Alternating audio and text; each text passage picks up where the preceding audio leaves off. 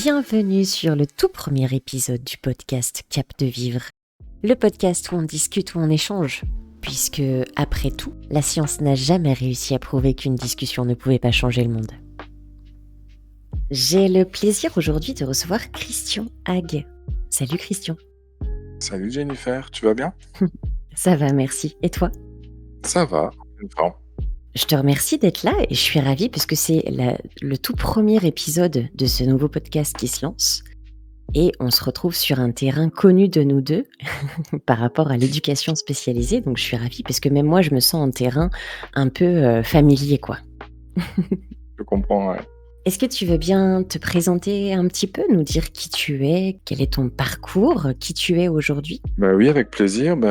Écoute, je m'appelle Christian Hague, j'ai 39 ans, je suis éducateur spécialisé et moi je travaille dans la protection de l'enfance. Mhm. Je me trouve en Alsace et en fait je travaille dans un foyer d'accueil d'urgence. C'est là où atterrissent des enfants qui sont accueillis chez nous en urgence. Et moi je travaille sur un groupe d'enfants qui sont âgés entre 6 et 10 ans. D'accord. Donc placement d'urgence quand même prononcé par un juge. C'est ça, ou par le procureur en attente d'une audience. Ok. Exactement. Donc ça, c'est ton quotidien. Et moi, je t'ai découvert un petit peu par rapport au livre que tu écris. Là où je trouvais ton parcours fascinant, c'est que tu as été accueilli, toi et ton jeune enfant, en foyer, si je me trompe pas. Oui, c'est ça, tout à fait. Je trouve ça assez fou comme parcours, tu vois. J'ai été aussi éducatrice spécialisée pendant des années et j'ai rarement vu un jeune que j'ai pu accompagner qui ait pu me dire « je veux faire éduc plus tard ». Je trouve ça fascinant. C'est vrai que c'est ce qu'on me dit souvent. Je t'avoue que j'en suis plutôt fier. C'est Parce que clair. c'est vrai que au début de ma vie, toutes les planètes n'étaient pas alignées pour que ça se passe vraiment bien. Mm. Et j'ai su faire en sorte que si, finalement. Et puis j'ai traversé le deuxième côté du miroir. Et effectivement, maintenant, je suis éducateur. C'est vrai que c'est rigolo. Puis je suis vraiment très, très fier de ça. Il y a de quoi? Tu m'étonnes. Est-ce que tu as envie de partager avec nous ce moment où tu te dis je veux faire ça plus tard, je veux être éduc. Alors là, toi, tu es aussi en protection de l'enfance, ça aurait pu être avec n'importe quel autre public, mais Ouais. est-ce que tu as envie de nous résumer un petit peu ce qui se passe dans ta tête au moment où tu te dis en fait, c'est ça que je veux faire de ma vie? Comment tu arrives à ce stade-là? Ouais, en fait, c'est très simple. Au moment où, vers 14-15 ans, on commence à réfléchir sur ce qu'on aimerait faire plus tard, au moment où la question a commencé à m'effleurer, j'étais à ce moment-là placé en MEX. Ok. Et c'était un placement très douloureux pour moi, c'était très compliqué. Mais Ok. j'étais entouré d'éducateurs qui se sont occupés de moi de manière absolument formidable. Ils ont été des professionnels magnifiques. Je leur en serai reconnaissant toute ma vie, je pense. Et il est arrivé un moment donné où il m'arrivait de les regarder travailler et de me dire mais c'est magnifique ce qu'ils font, leur boulot est magnifique et je veux faire pareil. C'est aussi simple que ça en fait. Ok. Donc alors on dit beaucoup on se répare, machin. Peut-être, j'en sais rien. J'ai même pas envie d'essayer de savoir si c'est le cas ou pas. J'ai pas trop envie de fouiller à l'intérieur de mon moi. Mhm. Mais voilà, moi j'aime bien dire tout simplement que j'ai trouvé très vite que c'était un métier magnifique et j'ai voulu le faire à mon tour, quoi. Oui, et puis est-ce qu'on se répare pas quoi qu'on fasse en fait, hein, dans tout ce qu'on fait dans notre vie? Est-ce que c'est pas des tentatives de réparation Oui, de toute quel que manière. soit le métier qu'on choisit, tant que ça reste sain et qu'on essaye de garder une posture professionnelle, je pense que c'est ok. C'est ça, on est d'accord. Ouais. Alors on est tous les deux dans la même branche, donc forcément on parle un petit peu ce même langage. Alors surtout dans le secteur social, hein, on adore mettre tout un tas d'acronymes et tout un tas de mots qui veulent dire plein de choses. Mais j'ai très envie de te poser la question de savoir comment tu décrirais ton métier aujourd'hui à quelqu'un qui ne sait pas du tout de quoi on parle? C'est une magnifique question. Ça, c'est une question qu'on me pose jamais. Tant mieux. C'est vrai, ouais. Alors comme tu dis, en général, quand on répond à cette question, il y a toujours un peu des mots-clés, souvent les mêmes qui sortent. Accompagnement, autonomie, socialisation, etc. Bon, ce qui est tout à fait le cas. Mhm. Mais je pense qu'on souligne pas assez aussi que on est aussi dans le soin. Oui. On est aussi dans, je vais même attention dire un gros mot, mais on donne aussi de l'amour aux gens qu'on accompagne. En tout cas, moi, je suis Merci. persuadé de ça. C'est clair. Bah oui. Et quand je parle d'amour, je parle évidemment de l'amour qu'un humain porte à un autre. Et ça s'arrête là. Bien sûr. Et puis voilà, ouais, enfin, on peut trouver plein de choses. Ouais, le soin, l'amour, du soutien. La notion du quotidien, on se rend pas forcément compte quand on n'est pas dedans, mais à quel point on voit ces mêmes personnes qu'on accompagne. Donc, je parle bien tout public, hein, parce que beaucoup de publics peuvent être accompagnés par des éducateurs spécialisés. Oui, Mais vraiment cette notion qu'on se revoit chaque matin et moi je trouve ça assez fascinant. On a des actes du quotidien alors qu'on n'est pas une famille et il faut bien en faire quelque chose de tout ça c'est ça. et je trouve que quand on arrive à le vivre ensemble, c'est, assez génial, oui. Oui, t'as raison. C'est vrai que le quotidien, nous, en tout cas, dans les institutions, c'est la première matière avec laquelle on travaille. Mmh. C'est notre premier support, effectivement, c'est le quotidien.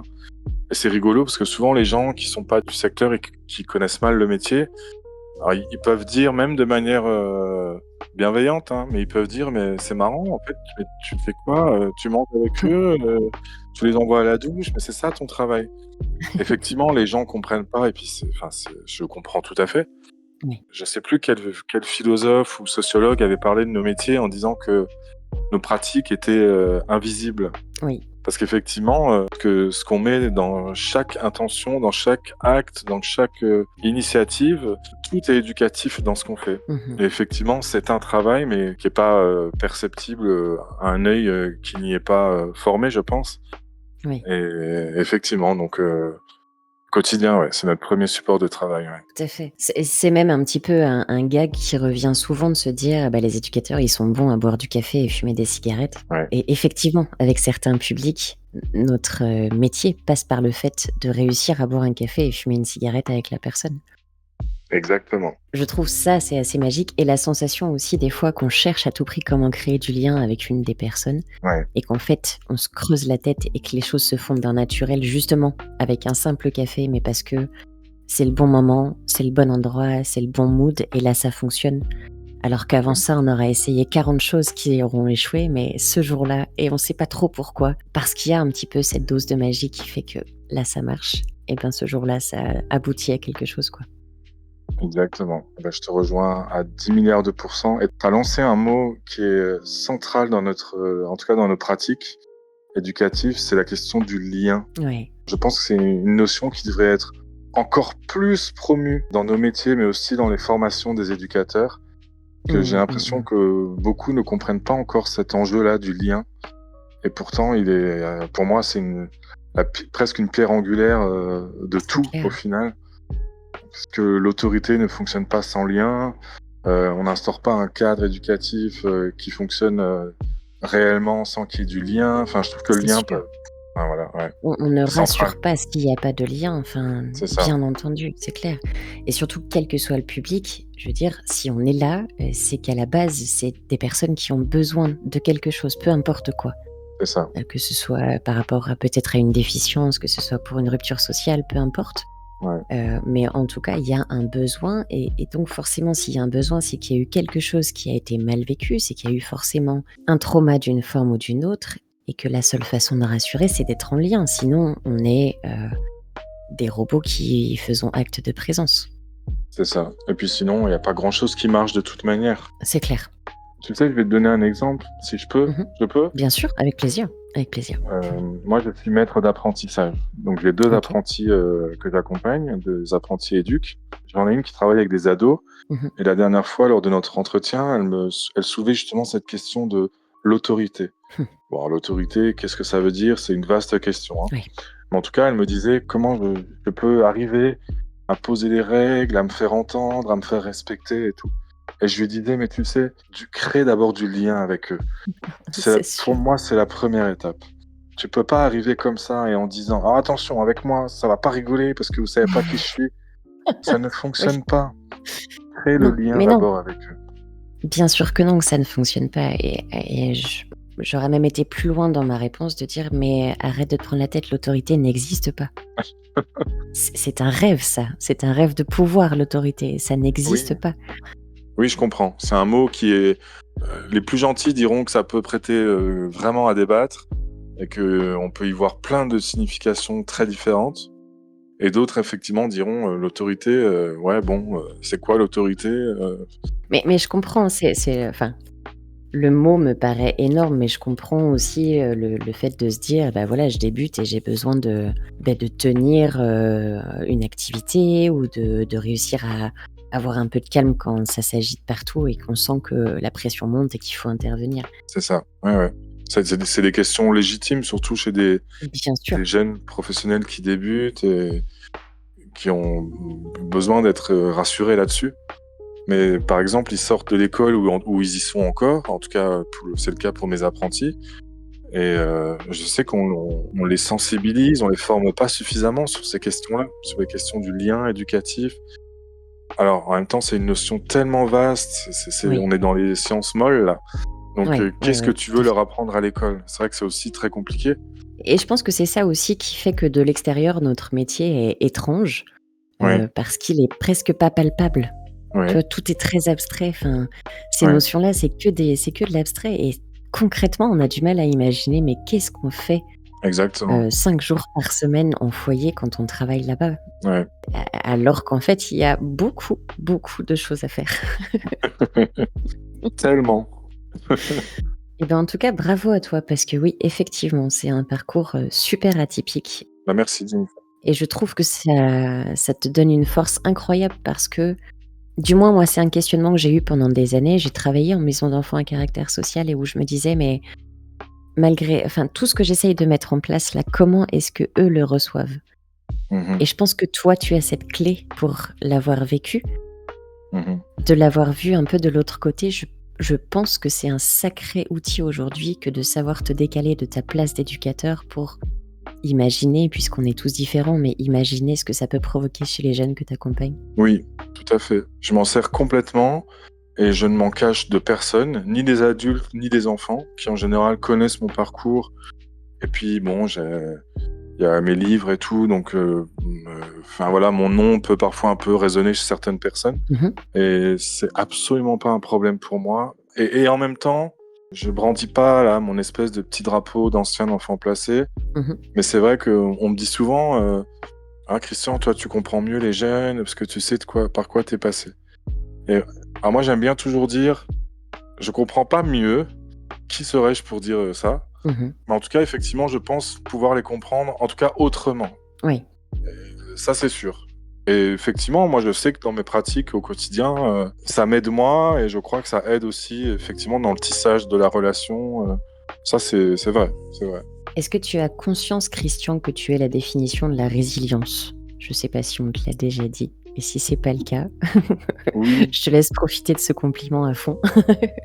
bah, écoute, c'est très gentil, mais oui, oui, j'en ai conscience. Mon premier bouquin, quand mon éditeur m'a demandé quand il m'a dit: «Qu'est-ce qu'on met sur la couverture de ton livre?» J'avais pas trop d'idées et je lui ai dit: «Tiens, bah, et si tu mettais, Moïse abandonné sur les eaux, par sa mère?» Mmh. Il me disait: «OK, mais alors c'est quoi le but?» Bah, je lui disais, ben, bon, non seulement j'ai vécu l'abandon, mais je trouve que en termes de résilience, il y a pas de meilleur exemple que, voilà, Moïse abandonné qui devient ensuite le guide du peuple juif. Je trouve que en termes de résilience, c'est un symbole magnifique. C'est clair. Tu m'offres une magnifique transition justement vers tes livres. Donc j'ai pu trouver que tu en avais écrit 2, je crois. J'ai cru comprendre qu'un troisième était en préparation, c'est ça? Oui, Ah! il est fini là, il est Ah! terminé, ouais. Alors est-ce que tu peux nous parler des 2 existants et est-ce que tu as un petit mot à dire sur le troisième sans spoiler ce qui n'est pas encore, public? Mais Oui, alors, les 2 premiers, alors bon, j'ai écrit mon tout premier livre en 2019. Il est titré «Le murmure des démons». C'est un livre dans lequel je me penche vraiment sur mon parcours. mmh mh. Pas nécessairement, ou en tout cas pas beaucoup, sur mon parcours en foyer et au sein de l'ASE, mais plutôt, je me suis vraiment concentré sur, les troubles, liés à l'abandon que j'ai vécu, ce qu'on appelle les troubles abandonniques. OK. J'ai vraiment parlé de ça très spécifiquement. C'est-à-dire, voilà, comment ces troubles se sont manifestés, sur tous les pans de ma vie, dans les relations notamment avec les autres, OK. sur l'estime que j'avais de moi-même et cetera. Donc enfin, dans le premier livre, je parle vraiment de tout ça. D'accord. Dans le deuxième, j'ai voulu faire des ponts entre, ce que là, pour le coup, j'ai vécu et ressenti et connu en vivant en foyer et sur ce que je vis, sur ce que je vois et ce que je ressens aujourd'hui, mais en tant qu'éducateur en foyer. D'accord. Et il m'avait semblé intéressant de faire des ponts entre l'un et l'autre, faire des Mmh. allers-retours un petit peu, Mmh. en m'exprimant notamment sur des questions qui me sont chères, moi, dans mon travail, et qui peuvent prêter à débattre dans nos métiers.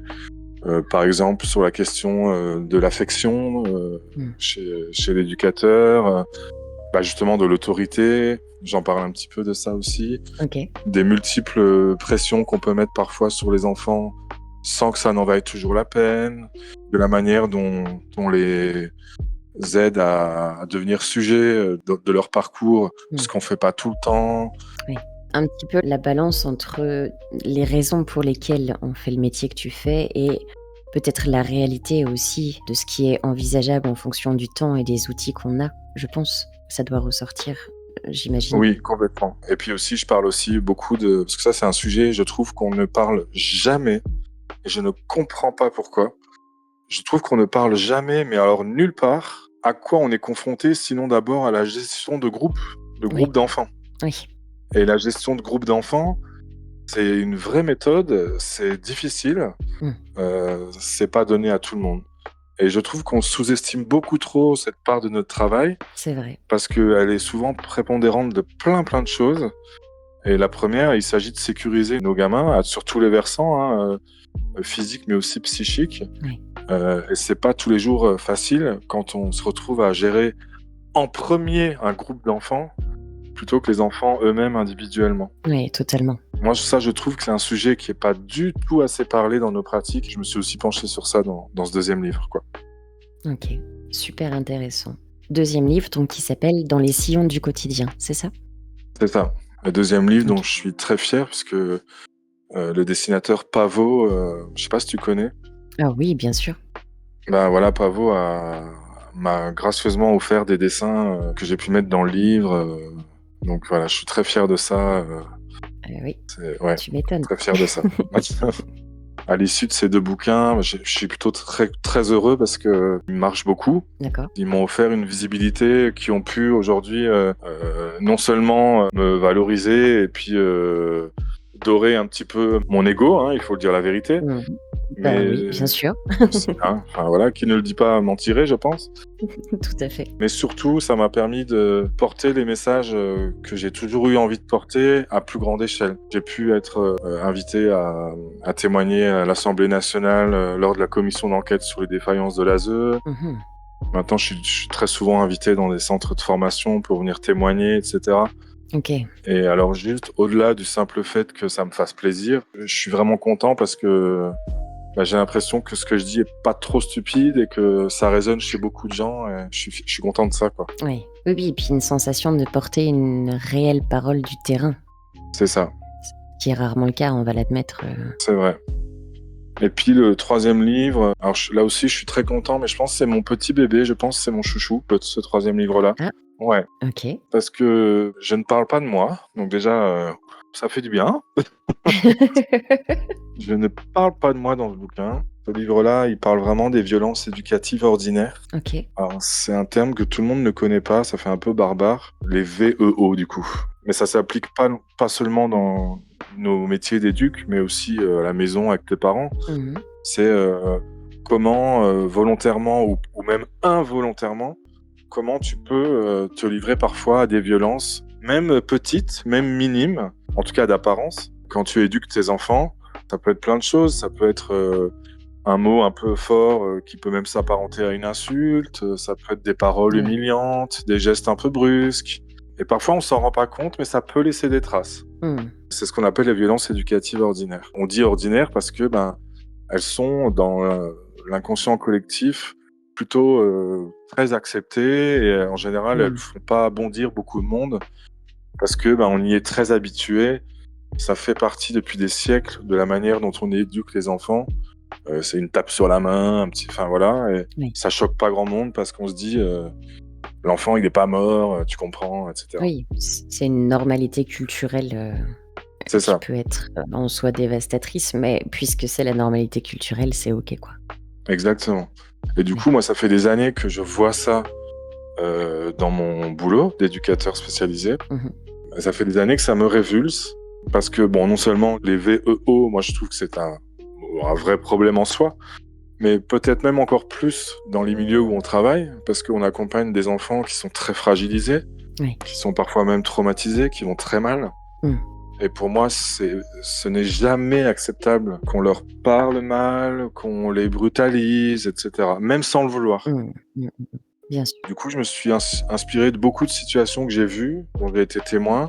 J'ai écrit là-dessus, donc j'en ai fait une fiction. OK. Donc j'ai fait parler un enfant. C'est un enfant placé en foyer qui parle et qui donne ses ressentis. Mais il y a une vraie histoire, donc je ne livre pas, je ne veux pas spoiler. Il y a une vraie histoire avec un joli rebondissement à la fin. OK. Et puis là aussi, je suis très fier parce qu'il y a une directrice d'une maison d'enfants à caractère social qui va préfacer mon livre parce que le livre lui a plu. Trop Donc bien. je suis content parce que ça me donne l'impression de gagner aussi un peu en légitimité, quoi. Je trouve que c'est agréable. Oui. Mais voilà, je pense que c'est mon préféré, ce 3e livre. OK. Et est-ce que tu as déjà un titre, pour ce 3e livre? Oui, Est-ce qu'il est hem, secret? non. Ah oui, À fleur de cadre. À fleur de oh j'aime. À fleur de cadre, génial. Ouais, t'aimes bien À fleur de cadre? Ah ouais, j'aime beaucoup. Ouais, le côté à fleur de peau, puis il y a l'idée du cadre, qu'est-ce qu'on met Ouais. autour du cadre? C'est quoi le cadre? Comment on l'incarne? Comment À quoi ça ressemble un cadre déjà de base? Est-ce que c'est un exactement. cadre de tableau, un cadre de vélo? Oui, j'aime bien. Ah bah, merci. Je ne peux que conseiller à nos auditeurs, si le sujet les intéresse, de foncer lire ces livres. Ne vous privez pas, lisez les 3. Je pense que le 3e sera aussi bon que les 2 précédents, même si c'est des sujets différents. C'est gentil, Jennifer. Mais je t'en prie. Qu'est-ce que tu aurais envie de dire à ton toi de quand il avait 15 ans? Ton toi de 15 ans? En tout cas, je sais ce que je lui dirais pas. OK. Je lui dirais pas, «Christian, allez, vas-y, courage, tu vas y arriver plus tard, nin On aime bien dire ça. Mmh. Moi, je lui dirais pas ça parce que le Christian qui avait 15 ans, il aurait pas entendu ce genre de phrase un peu bateau Mmh. et qui veut pas dire grand-chose. Donc ce Christian-là, il aurait pas aimé. Je pense que ce que je lui aurais dit, c'est: «Écoute Christian, tu es en grande souffrance, souffre, prends le temps de souffrir. Tu as raison, de toute façon, c'est là. Fais-toi bercer ces souffrances-là. C'est bien, tu vois des psychologues, tu te fais aider, laisse-toi aider et surtout prends le temps de souffrir maintenant. Tu peux encore te permettre d'en avoir le temps. À 15 ans, on est encore jeune, on se construit encore. Vas-y, souffre, souffre et tu verras, au bout d'un moment, ça ira un petit peu mieux, mais OK. Avec quand même un beau message d'espoir, oui, oui, comme quoi des choses sont possibles. ouais, complètement. Le dernier film, livre ou la dernière musique ou tout autre support en fait que tu as découvert et que tu as envie de partager? Oh, OK.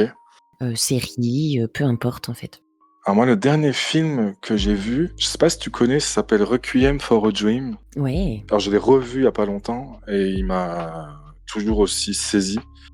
C'est un film que je conseille vraiment à tout le monde de regarder. Il est difficile, hein, je pense qu'il est pas fait pour tous les publics. Oui. Il faut savoir qu'il est un peu dur à regarder, mais c'est un film, qui est tellement puissant et que je trouve, magnifique, mais sur tous les plans. Ouais. Tant en termes esthétiques, mais aussi, le jeu des acteurs. Je pense notamment à l'actrice principale, Ellen Burstyn, Oui. qui est saisissante dans ce film. Et alors c'est un film qui parle, des excès, des dangers de la drogue, Mmh. des dangers mortels de la drogue, des addictions, et cetera. Il y a aussi Jared Leto qui joue dedans Mmh. et c'est un vrai chef-d'œuvre, c'est un film, sublimissime. Et sinon mon film préféré de tous les temps, moi c'est Into the Wild. Je sais pas si tu connais? Oui, Voilà, c'est il est magnifique. un film de Sean Penn, qui est sublime, qui est une histoire vraie, hein, à la base. Oui, ouais, ouais. On suit un jeune homme, qui s'appelle, Christopher McCandless. Il y a un livre aussi, hein, qu'on peut lire. Mmh. Et puis il décide de laisser derrière lui, la société, capitaliste, consumériste qui le fatigue, il s'y retrouve plus. Ouais, alors qu'il est quand même en plus dans une situation assez aisée, C'est je ça, crois, hein, à la ouais, base? tout à fait. Une Ouais. famille aisée et il vient d'avoir son diplôme, son père lui offre une grosse voiture pour le récompenser et tout et il pète un câble et il se dit: «Allez, c'est bon, je comprends rien à ce monde, rien n'a de sens pour moi. je vais partir à l'autre bout des États-Unis et son but c'est d'aller en Alaska à pied, en traversant voilà, des paysages somptueux, c'est magnifiquement filmé. Enfin, le film est grandiose. Ouais. C'est un film à voir absolument. Je suis d'accord, je regarde très peu de films, mais les 2 que tu cites, je les ai vus. Alors autant Requiem for a Dream, c'est très vieux, je l'ai vu il y a très longtemps. Ok. Mais malgré tout, j'en ai un souvenir assez présent.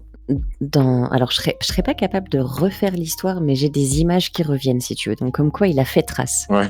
Ouais. Et Into the Wild, alors plus récent, mais je l'ai encore très très bien en tête. Ouais. Ouais. Il m'avait beaucoup bousculé ce film. Ouais, magnifique. Magnifique film. Et puis la grande morale du film, sans spoiler, mais bon, j'ai plus la phrase exacte en tête, mais c'est quoi que vous viviez comme bonheur, ne le vivez pas seul, vivez-le à plusieurs et partagez ça, parce que sinon un bonheur, c'est difficile à vivre seul. Et je trouve qu'à bien des égards, c'est plutôt vrai. En tout cas, moi, je me retrouve là-dedans. Je suis assez d'accord. Et en termes de livres, écoute, alors moi je lis énormément, j'ai des millions de livres chez moi. S'il y en avait un, je dirais que, alors je sais pas si tu connais, c'est un philosophe qui s'appelle Vladimir Jankélévitch. Non. Alors je t'invite à lire ces bouquins qui sont incroyables. Alors je parle toujours avec beaucoup de superlatifs, mais c'est un philosophe qui a fait beaucoup de bouquins sur plein de sujets, notamment aussi sur la Shoah, etc., sur le pardon, sur la nature, etc. Et mon préféré, moi, il s'appelle L'aventure, l'ennui et le sérieux. C'est très très philosophique. Et dans ce bouquin, Jankélévitch, il explique qu'est-ce que la vie humaine, qu'est-ce qu'on y met dedans, qu'est-ce qu'on y trouve, l'ennui, est-ce qu'on s'ennuie en tant qu'humain, comment on ne s'ennuie pas, donc quand on part à l'aventure, c'est quoi l'aventure, comment on se distrait, comment on donne du sens à notre vie, enfin, et c'est passionnant. Oui, ça me revient, il avait beaucoup écrit sur le pardon. Oui, exactement. Il y a toute une suite aussi. Le titre est rigolo, je crois que c'est le je ne sais quoi, parce que justement, c'est pas nommable ce dont il parle. Oui. Je suppose qu'il parle de la Shoah, ouais. Parce que par exemple, son livre sur le pardon, c'est en écho à la Shoah, quoi. Ouais. Eh bien, merci pour ces conseils. C'est bien noté. Avec plaisir. Si tu étais un moment de détente, qu'est-ce que tu serais ? C'est une très bonne question. Je pense que je serais de choses très simples, une promenade en forêt ou en montagne. Ouais, plutôt en montagne. Parce que je suis allé en montagne cet été et la vasteté des paysages, c'est tellement... Ouais, la montagne. La sensation de se sentir tout petit au sommet. Ouais. De se rappeler qu'on est tout petit, en fait. Ah ouais, la montagne. Enfin, c'est tellement poétique, la montagne, c'est tellement... Enfin, il y a quelque chose comme ça qui te transcende, qui te... Enfin, c'est... Qui te remet à ta place, je trouve. Moi, c'est vraiment la sensation. J'ai la chance de vivre dans une région où c'est très accessible. Et à chaque randonnée, c'est ça, c'est de se dire ah oui, c'est vrai que je suis infiniment petite, en fait, sur cette terre. Et ça fait du bien parfois. Exactement, c'est vrai. La toute dernière question, donc pour terminer cet échange, c'est le mot de la fin. Un mot qui te passe par la tête, là, maintenant. Waouh. Ouais, elle est rude, celle-là. Waouh, ok. Tu as le droit de prendre le temps. Après, c'est très drôle de sortir le premier mot qui peut te passer par la tête. Moi, la dernière fois que je l'ai fait, c'était cuillère à soupe, tu vois. Ah ouais. Ouais, ok, sans... Ouais, ok, sans aucun sens. Ouais, ok. Bah écoute, je te dirais radiateur. Ok. Radiateur, il commence à faire frais, t'as raison. Bah oui, c'est un peu d'actualité, hein. Là, je suis en train de lutter pour ne pas les allumer. Que je me dis, c'est pas possible, on est en septembre, je vais pas mettre le chauffage déjà. Ouais. Mais c'est une lutte. Mais il fait frais, hein. C'est une lutte, là, de tous les jours. Un grand merci à toi, Christian, d'avoir accepté de te prêter à cette petite discussion. C'est super intéressant. Ben, merci beaucoup à toi, Jennifer. J'ai adoré ce moment. C'était génial. Trop bien. Et pour tous les auditeurs, bien sûr, en dessous de la vidéo, en dessous du podcast, vous retrouverez tous les liens pour retrouver les livres de Christian Hague. Et un grand merci à tous pour votre écoute sur ce premier épisode de Cap de Vivre.